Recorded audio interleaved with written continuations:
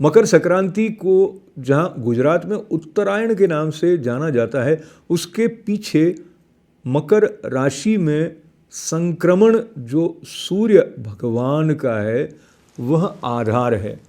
पर मकर संक्रांति के पर्व के साथ अलग अलग राज्यों में अलग अलग पारंपरिक उत्सव मनाने की परंपरा कई समय से चल रही है और इस बारे में संस्कृत में विशेष दक्षता रखने वाली भावना आचार्य के लिखे आलेख को राजीव आचार्य ने प्रस्तुत किया।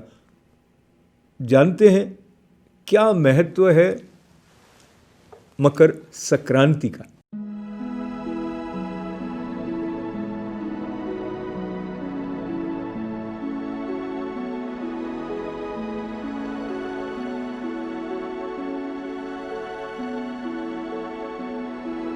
सामान्यतः भारतीय पंचांग पद्धति की समस्त तिथियां चंद्रमा की गति के आधार पर निर्धारित की जाती हैं, किंतु मकर संक्रांति को सूर्य के अयन परिवर्तन और गति से निर्धारित किया जाता है।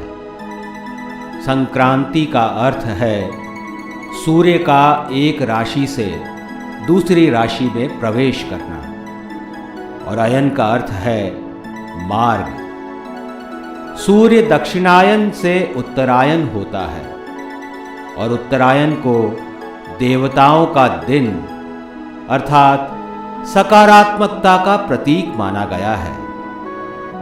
ऐसी मान्यता है कि इस दिन सूर्य अपने पुत्र शनि से मिलने स्वयं जाते हैं। चूंकि शनि मकर राशि के स्वामी हैं, इसलिए इस दिन को मकर संक्रांति के नाम से जाना जाता है।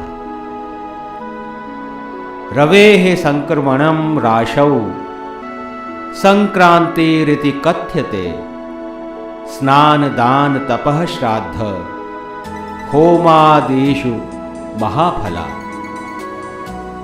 इस पवित्र दिवस पर नदियों में स्नान, श्रेष्ठ दान, पाप मुक्ति के लिए जप तप और सूर्य उपासना के साथ साथ पुण्यप्रद संकल्प लेने की प्रथा भी प्रचलित है।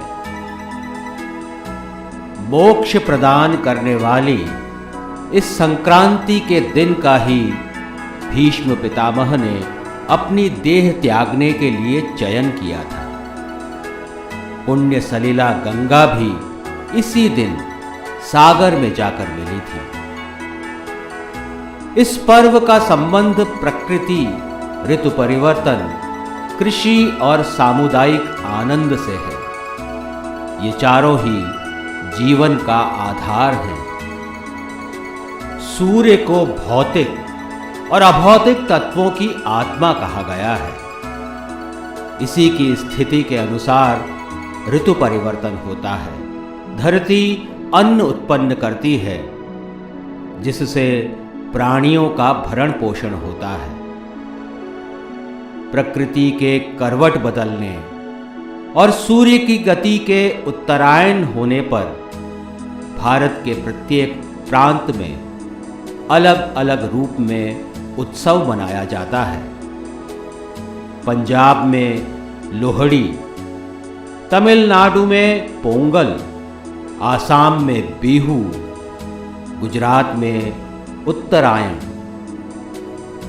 राजस्थान में पतंग उड़ाकर और महाराष्ट्र में तिल गुड़ घ्या आणी गोड़ गोड़ बोला की भावना से इस दिवस को विशेष बनाने की परंपरा रही है।